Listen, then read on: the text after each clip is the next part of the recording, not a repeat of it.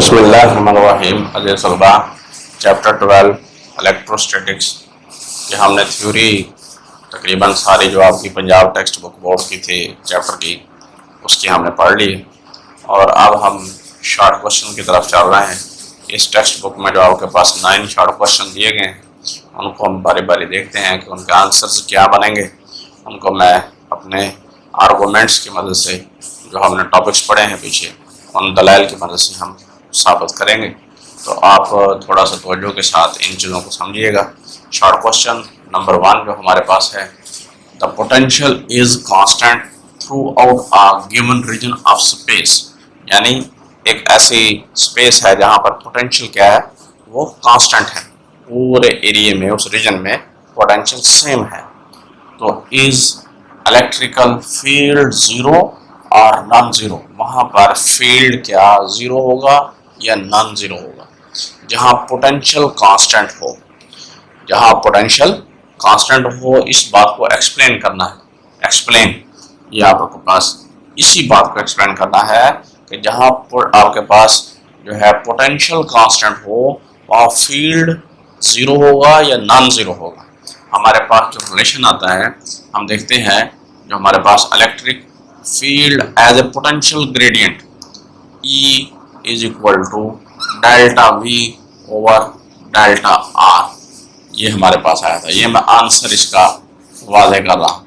यह आपने पूरी तहरीर लिखनी है, यहाँ मैं सिर्फ कंसेप्ट आपको क्लियर करूँगा, समझाऊँगा। आपने पूरी इसकी स्टेटमेंट लिखनी है कि इलेक्ट्रिक फील्ड आपके पास as a potential gradient, we know, हम जानते हैं क्या बात है, E is equal to minus delta V over delta R। अब डेल्टा V क्या है, ये चेंज इन पोटेंशियल है। ये क्या है, पोटेंशियल डिफरेंस है। आपके पास एक पॉइंट से दूसरे पॉइंट्स के दरमियान पोटेंशियल का फर्क है। When your potential is constant, जब आपका पोटेंशियल ही कांस्टेंट है थ्रू आउट द स्पेस, पूरी स्पेस में, जैसे पूरा कोई खला है, इस पॉइंट पर, इस पॉइंट पर, इस पॉइंट पर, कहीं पर भी आप देख लें, यहाँ पर भी वही पोटेंशियल है, यहाँ पर भी वही। तो then the change in potential आपके पास डेल्टा V, वो आपके पास किसके बराबर आएगी, डेल्टा V आपके पास क्या सेंस क्या बनेगी, delta V is equal to zero. There is no change in potential. जब पोटेंशियल में चेंज नहीं है तो फिर आपके पास इलेक्ट्रिक फील्ड क्या हुआ, हमारे पास इलेक्ट्रिक फील्ड आपके पास इधर ज़ीरो पुट करते हैं तो क्या रिजल्ट आता है, zero. Electric field will be zero.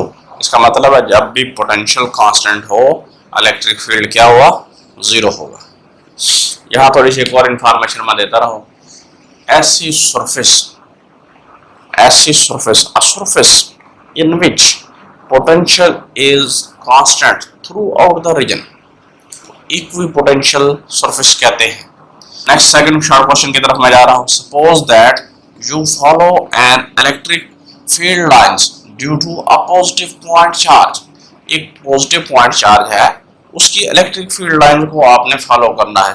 Do electric field आपके पास क्या, electric field and potential increase और डिक्रीज, इलेक्ट्रिक फील्ड और पोटेंशियल बढ़ेंगे या कम होंगे, ये आपने बताना है। देखिए पॉजिटिव पॉइंट चार्ज है, ये पॉजिटिव चार्ज है, इससे इलेक्ट्रिक फील्ड लाइंस क्या होती हैं, आउटवर्ड होती हैं। अब इन फील्ड लाइंस को आपने फॉलो करना है। तो हम ये ऑब्जर्व करते हैं, जब हम इनको फॉलो करते हैं, we are moving away from the charge, हम चार्ज से दूर जा रहे हैं। देखें बाय डेफिनेशन या बाय आपके पास formula of electric field and potential, electric field का फार्मूला अगर हम देखें 1 over E is equal to 1 over 4 pi epsilon naught Q over R square होता है।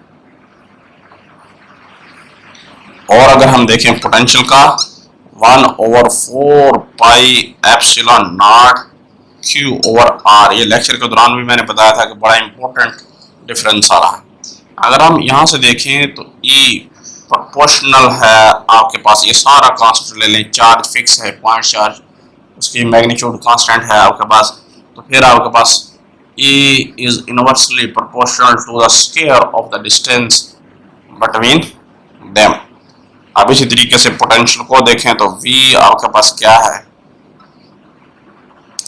V is आपके पास inversely proportional to the distance.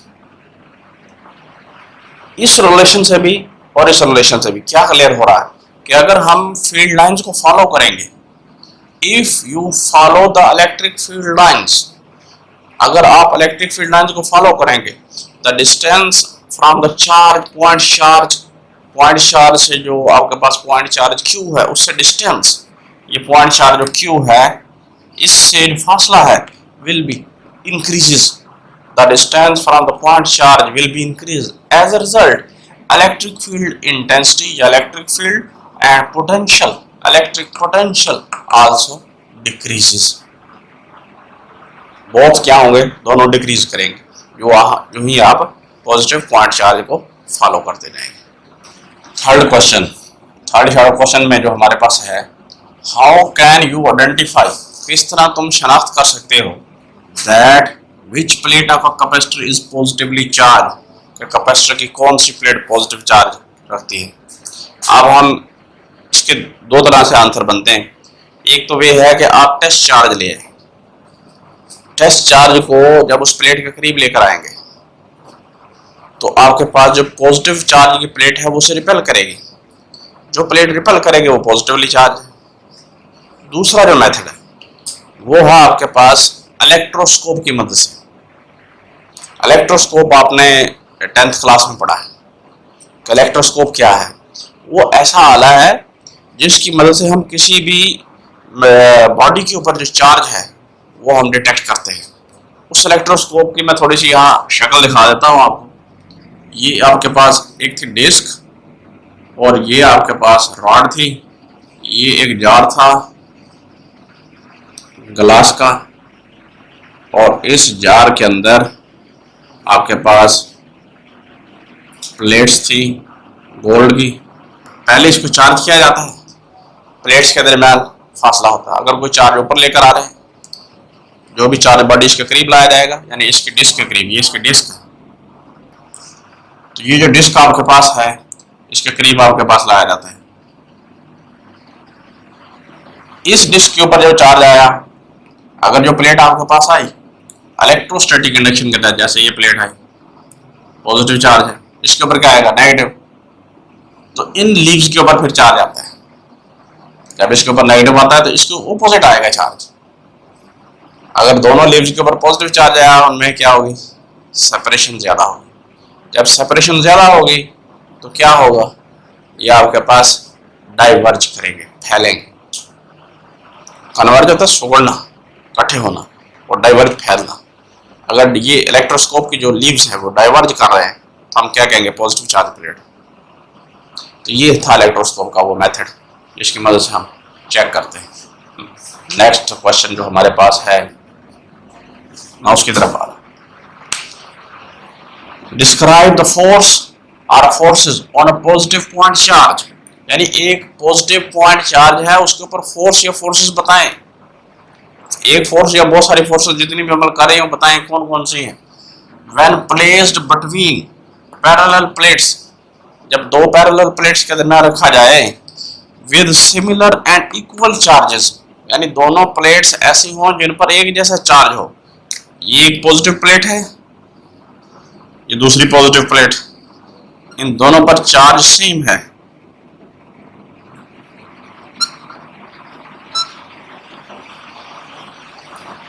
अब पॉजिटिव प्लेट्स जब दोनों पड़ी हैं सिमिलर चार्ज हैं, दोनों नेगेटिव प्लेट हैं सिमिलर चार्ज की, तो आप क्या कर रहे हैं कि आप क्या एक पकड़ेंगे पॉइंट चार्ज को, positive point charge when placed, इन दोनों के दरमियान रखा गया, बिटवीन, दरमियान में पड़ा है। अब क्या होगा, ये प्लेट पॉजिटिव पॉइंट चार्ज या पॉजिटिव को क्या करती है, पॉजिटिव चार्ज को पॉजिटिव प्लेट क्या करेगी, अट्रैक्ट करेगी, रिपेल करेगी, और ये प्लेट इधर रिपेल करेगी। It will be suspended between them, जो फोर्सेस इसके ऊपर अमल करेंगे उसकी वजह से ये यहां पर लटका रहेगा। इस कैफियत में हमारे पास ज़ाहिर हो जाएगा। अगर हम ऑपोजिट एंड इक्वल चार्जेस, ये पॉजिटिव प्लेट है, ऑपोजिट और इक्वल चार्जेस, इनके दरमियान अगर कोई पॉजिटिव चार्ज पड़ा है, ये क्यू, इसके ऊपर क्या होगा इफेक्ट? डिस्क्राइब द फोर्स, वो फोर्स बतानी है आपने जो इसके ऊपर अमल कर रही है। अब ये फोर्स ये किस तरफ मूव कर जाएगा? इसके ऊपर दोनों फोर्सेस एक दूसरे को कैंसिल कर रही है, ठीक है, यानी एक पॉजिटिव प्लेट की दूसरी पॉजिटिव प्लेट की ऑपोजिट डायरेक्शन में एक्ट कर रही है। और इसके ऊपर क्या है, जो आपके पास फोर्सेस आएंगी वो पॉजिटिव से नेगेटिव की तरफ मूव कर जाएगा। पॉजिटिव प्लेट उसको रिपेल करेगी, ये इसको रिपेल करेगी, ये इसको अट्रैक्ट करेगी और ये मूव करता हुआ जाएगा। किसकी तरफ जाएगा? स्ट्रॉन्ग इलेक्ट्रिक फोर्स वसूल करेगा। वो क्या होगी electric force? F is equal to QE या EQ। ये फोर्स महसूस करेगा जो डाउनवर्ड डायरेक्शन में इन फील्ड लाइंस की वजह से या इस फील्ड की वजह से जो होती है इन दोनों प्लेट्स के दरमियान। फिफ्थ शार्ट क्वेश्चन, जब हम फिफ्थ की बात करते हैं तो electric lines of force never cross each other, why? Electric lines of force एक दूसरे को क्रॉस क्यों नहीं करती? इसकी वजाहत करनी है आपने। देखें, जब हमने properties of electric field lines की बात की थी या इलेक्ट्रिक लाइंस ऑफ फोर्स की बात की थी, उसमें फोर्थ पॉइंट था electric field lines never cross each other. उसमें हमने पूरी आर्गुमेंट्स भी दी थी, वही आर्गुमेंट्स यहाँ लिखने हैं। Electric field lines never cross each other because E has only one direction. Electric field की एक ही डायरेक्शन होती है। Electric field has only one direction.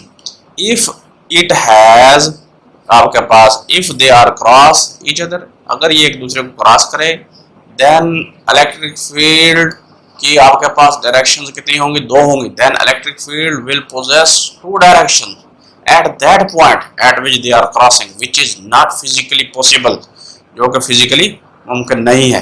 तो फिर आपके पास क्या हुआ? सो इलेक्ट्रिक फील्ड लाइन आपके पास नेवर क्रॉस ईच अदर। हमने देखा था दो ऑपोजिटली चार्ज भी रखकर और हमने दो आपके पास सिमिलर चार्जेस भी रखकर देखे थे, वो डेविएट कर गई थी, फील्ड लाइन मुड़ गई थी, कभी उन्होंने क्रॉस नहीं किया था। देखें इधर हमारे पास अगर ये फील्ड लाइन अगर क्रॉस करती हैं तो फिर हमें इस पॉइंट के ऊपर इलेक्ट्रिक फील्ड की दो डायरेक्शनें मिलेंगी। देखिए, इस पॉइंट P के ऊपर अगर मैं इलेक्ट्रिक फील्ड की डायरेक्शन की बात करूं तो आपके पास इस पॉइंट P पर हमारे पास जो इलेक्ट्रिक फील्ड की डायरेक्शन है वो एक तो हमें ये डायरेक्शन मिलेगी, एक हमें ये मिलेगी। अब हम इस पॉइंट P के ऊपर फैसला नहीं कर पाएंगे, ऐसा मुमकिन नहीं है। It is not a physically आपके पास करेक्ट, ये बात फिजिकली सही नहीं है, डेमोन्स्ट्रेट नहीं होती। और जबकि जितने भी हमने स्केच बनाए, चाहे पॉजिटिव चार्ज और पॉजिटिव चार्ज रखा, ये पॉजिटिव चार्ज रखा कि फील्ड लाइन क्रॉस करने शायद ये डेविएट कर गई, अपना पाथ चेंज कर गई ये फील्ड लाइन। देखें, यही हमने स्केच दिखाया था और कभी भी इन्होंने क्रॉस नहीं किया। तो इससे क्या पता चला कि electric field line never cross each other. तमाम आर्गुमेंट्स हमें कह रहे हैं कि इलेक्ट्रिक फील्ड लाइंस क्रॉस नहीं करती। अब मैं छठे क्वेश्चन की तरफ आ रहा। छठा क्वेश्चन क्या है? If a point charge Q of mass M is released in a non-uniform electric field, electric field uniform नहीं है। इलेक्ट्रिक फील्ड देखें, जब पॉजिटिव चार्ज पड़ा होता है जो ही उससे दूर होते जाएंगे वो आपके पास फील्ड कम होता जाएगा, तो नॉन यूनिफॉर्म नहीं रहता। आपके पास जो फील्ड है वो यूनिफॉर्म नहीं रहता, वो फील्ड आपके पास नॉन यूनिफॉर्म बन जाता है। विद फील्ड आपके पास नॉन यूनिफॉर्म इलेक्ट्रिक फील्ड में पड़ा है, with field lines Poynting in the same direction, field lines उसी डायरेक्शन में है। Will it make a rectilinear motion, क्या यह सीधी हरकत करेगा? देखिए, पॉइंट चार्ज है जिसकी मैस m है, उसको आपने नॉन यूनिफॉर्म इलेक्ट्रिक फील्ड में प्लेस कर दिया और वो कहता है विद फील्ड लाइंस आपके पास pointing in the same direction, जिस डायरेक्शन में फील्ड लाइंस आपके पास दिखाई गई हैं, जिस डायरेक्शन में जो फील्ड लाइंस दिखाई गई हैं, will it make a rectilinear motion, क्या ये सीधी हरकत? रेक्टिलिनियर मोशन क्या होती है? स्ट्रेट लाइन में, सीधी लाइन में हरकत लेगा क्या नहीं? देखिए, ये पॉजिटिव चार्ज है, इसकी वजह से फील्ड आगे डिक्रीज कर रहा है। नॉन यूनिफॉर्म फील्ड हुआ ना, जिसको हमने यूं डॉटेड की सूरत में भी दिखाया था, आगे डॉटेड कम होते जाएंगे, आपके पास यहाँ कंसंट्रेशन ज्यादा है। तो अब आपके पास क्या सिचुएशन आ रही है कि कोई भी पॉइंट चार्ज लेकर आएंगे, जैसे मैं ये क्यू लेकर आ गया, पॉजिटिव पॉइंट चार्ज। अब इस चार्ज के फील्ड में, ये इस क्यू के फील्ड में जब वो आया तो वो किधर जाएगा? द फोर्स आपके पास क्या हो, कौन सी फोर्स होगी? इलेक्ट्रोस्टैटिक फोर्स होगी, वो रिपल्शन की फोर्स होगी। और वो किस तरफ होगी? वो बिल्कुल सीधा इसको मूव करवाएगी, चाहे फील्ड आपका यूनिफॉर्म हो या नॉन यूनिफॉर्म हो, और जो टेंजेंशियली ये मूव करके जाएगा। तो इस तरीके से हम ये कहते हैं कि हमारे पास जो क्यू चार्ज के ऊपर जो फोर्स होगी, उसकी वजह से ये रेक्टिलिनियर मोशन अचीव करेगा। क्यू चार्ज के ऊपर जो फोर्स अमल करेगी नॉन यूनिफॉर्म फील्ड में भी, वो रेक्टिलिनियर मोशन हासिल करेगा। तो अगर कोई भी चार्ज आप जिसकी मास m है, वो अगर नॉन यूनिफॉर्म फील्ड में पड़ा है, देन इट विल टेक आपके पास रेक्टिलिनियर मोशन, क्योंकि आपके पास जो उसका डायरेक्शन है फोर्स की, जिस डायरेक्शन में, वो एक स्ट्रेट लाइन में आपके पास अमल करती हुई नजर आएगी। क्लियर हो गई ये बात? Next short question number 7, is E necessarily electric field, ये हमारा इलेक्ट्रिक फील्ड है, ये साइन उसी का है, necessarily zero inside charge rubber balloon if balloon is spherical. अगर बैलून स्फेरिकल है तो E inside the charge rubber balloon क्या है? नेसेसरली जीरो है। assume that charge is distributed uniformly over the surface, पूरे सरफेस के ऊपर आपके पास क्या है? चार्ज यूनिफॉर्मली डिस्ट्रीब्यूटेड है। मैं यहाँ आपको बैलून की पिक दिखा रहा हूँ, जो थोड़ी सी याददाश्त आपको वादे करने के लिए। यहाँ आपका धागा सा बंधा होता है, स्फेरिकल है, एक सफेरे की तरह इनसाइड, इसके अंदर बलून करना है। गॉस लॉ की फर्स्ट एप्लीकेशन ज़हन में रखिएगा। सेम उसी तरीके से हम क्या कहेंगे? वो कंस्ट्रक्ट अ स्फीयर इनसाइड, आपके पास क्या है? The balloon. हमारे पास ये जो पॉजिटिव चार्ज है, ये यूनिफॉर्मली डिस्ट्रीब्यूटेड है। जो हमने गॉसियन सरफेस ली in the form of sphere inside the balloon, ये मैंने दूसरा दायरा दिखाया, इनसाइड द बैलून। यहाँ हमने फील्ड मालूम करना है।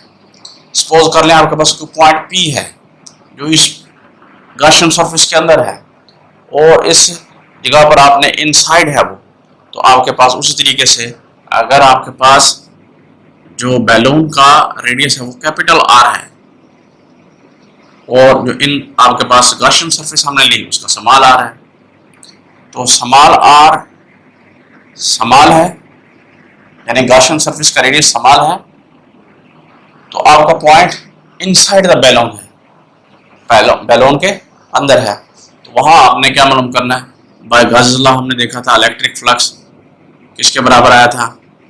गॉस लॉ के मुताबिक Q over epsilon naught inside the balloon, charge zero, inside the आपके पास balloon there is no charge, Q is equal to zero. Q की वैल्यू जीरो पुट करें तो आपके पास इलेक्ट्रिक फ्लक्स क्या हुआ? जीरो। ये हमारे पास आया था गॉस लॉ के मुताबिक। अब इलेक्ट्रिक फ्लक्स जब आपके पास जीरो हुआ तो by definition of electric flux वो था E डॉट ए, और स्फेरिकल सरफेस हो तो हर पॉइंट पर E और A पैरेलल होते हैं, तो आपके पास फाई E A के बराबर होता है। ये भी इक्वेशन, ये भी रिजल्ट, और ये आपके पास रिजल्ट नंबर 2, 1 और 2 को अगर आप कंपेयर करें, ये गॉस लॉ से निकाला हमने, ये by definition of the electric flux, तो अब आपके पास क्या आया? E A is equal to 0, area is not equal to 0, so the electric field will be 0. Electric field inside the charged rubber balloon will be 0, जिसकी हमने आगे वजाहत भी की थी कि इलेक्ट्रिक फील्ड इससे साबित ये होता है कि electric field can be shield. Next हमारे पास जो शॉर्ट क्वेश्चन है 8, is it true that Gauss law states that total number of lines of force crossing आपके पास any closed surface in outward direction is proportional to net positive charge enclosed within the surface।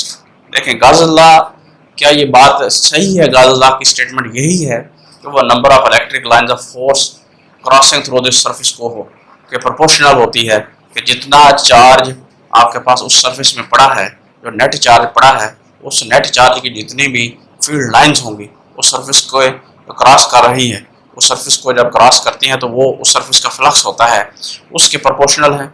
हमारे पास जो Gauss law की statement है वो ये है आपके पास the total electric flux passing through any closed surface is equal 1/epsilon naught times the charge enclosed in it.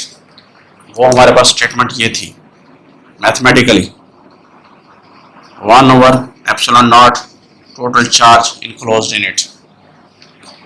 अब फाई ई जो हमारे पास ये क्या है, ये इलेक्ट्रिक फ्लक्स है। यहां उसने क्या कहा कि गॉस लॉ की क्या ये स्टेटमेंट यही है the total number of lines of force crossing any closed surface in outward direction, in outward direction. ये जो हिस्सा है ये जाहिर कर रहा है आपके पास फ्लक्स को, टोटल फ्लक्स को। फ्लक्स क्या है, number of electric lines of force passing through any surface, cross कर रही हूं सरफेस से गुजर रही है तो वो फ्लक्स है। जब वो फ्लक्स है ये हिस्सा हमारे पास क्या है, फ्लक्स आ गया, यानी ये वाली जो सारी स्टेटमेंट थी आउटवर्ड डायरेक्शन तक ये इलेक्ट्रिक फ्लक्स को रिप्रेजेंट कर रही है। आगे उसने जो बात की क्वेश्चन में इज प्रोपोर्शनल, वो प्रोपोर्शनल है आपके पास to the net positive charge. अगर पॉजिटिव चार्ज पड़ा है तो पॉजिटिव से ही, अगर पॉइंट चार्ज पड़ा है कोई भी नेगेटिव पड़ा है तो नेगेटिव से ही। पॉजिटिव चार्ज है तो फील्ड लाइंस आउटवर्ड होती है, क्योंकि उसने आउटवर्ड डायरेक्शन कहा इसलिए positive charge, net positive charge है वो आपके पास।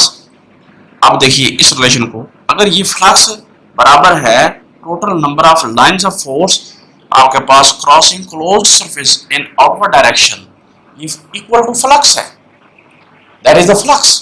तो ये 1/epsilon naught is the constant. जब कांस्टेंट आ जाए तो फ्लक्स आपके पास किसके प्रोपोर्शनल हुआ, नेट चार्ज।